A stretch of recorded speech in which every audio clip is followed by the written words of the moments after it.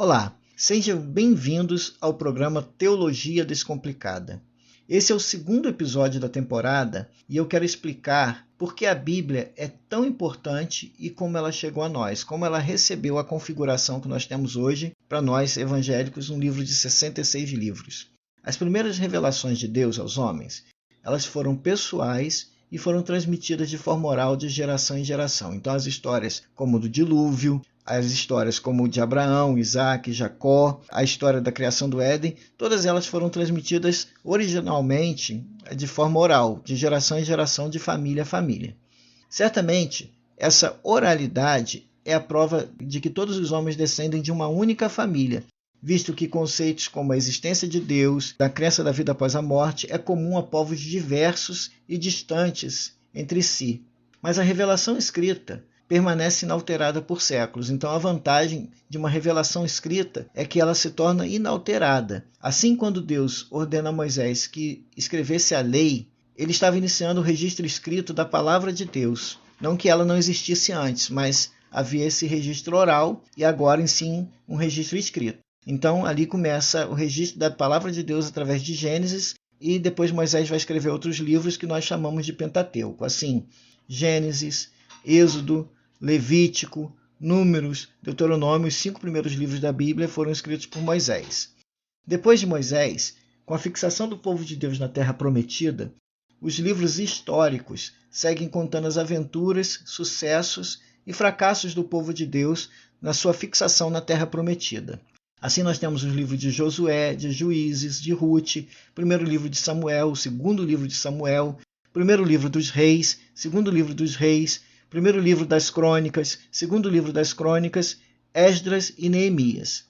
Depois desse registro, nós temos também os livros poéticos da Bíblia, que são registrados através de poesias, cânticos, provérbios e palavras de sabedoria que são práticas para a nossa vida. Então nós temos os livros de Jó, Salmos, Eclesiastes e Cantares.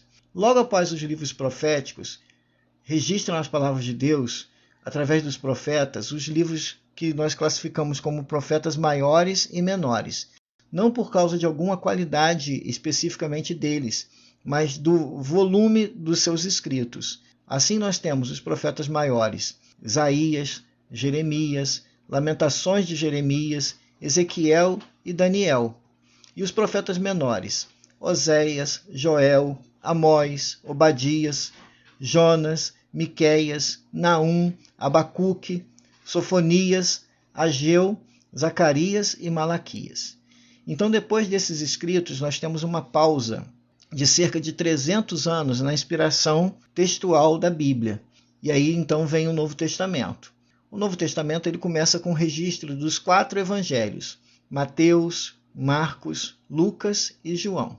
Há um único livro histórico que faz o registro das atividades dos apóstolos e das primeiras viagens missionárias de expansão do Evangelho, que é o livro de Atos dos Apóstolos. Na sequência, nós temos 21 cartas que nós costumamos chamar de epístolas.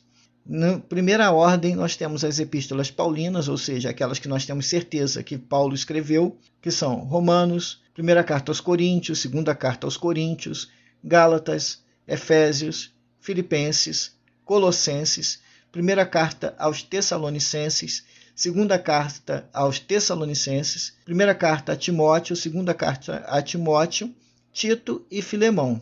Seguem as epístolas gerais ou universais, que não tinham uma ordem direta a uma igreja específica, mas a todos os cristãos de uma determinada região. Esses livros são Hebreus, Tiago, primeira epístola de Pedro, segunda epístola de Pedro, primeira, segunda e terceira epístolas de João e epístola de Judas. E, por fim, o único livro profético do Novo Testamento, que é Apocalipse.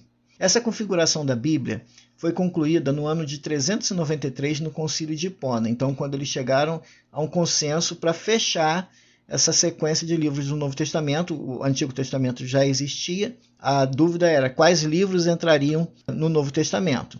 Então, nesse Concílio de Hipona, em 393, foi fechado o cânon, que é essa seleção de livros do Novo Testamento. A Bíblia Católica ela tem 7 livros a mais que a Bíblia Evangélica, porque depois que a reforma protestante aconteceu um concílio da Contra-Reforma, que foi um concílio para eles estabelecerem as doutrinas católicas após a reforma.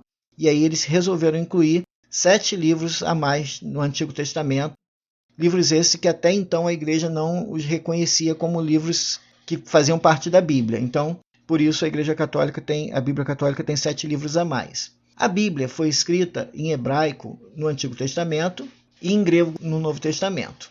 A tradução da Bíblia para o latim aconteceu entre 385 e 405 por Jerônimo, e a tradução da Bíblia para o português, para o nosso idioma, aconteceu a partir de 1681 pelo pastor português João Ferreira de Almeida. Então esse foi um pequeno resumo de como a Bíblia foi escrita, composta e como ela chegou a nós. Muitas pessoas ao longo dos séculos deram suas vidas para que pudéssemos ter um exemplar da Bíblia. Valorize essa oportunidade e até o próximo episódio de Teologia Descomplicada.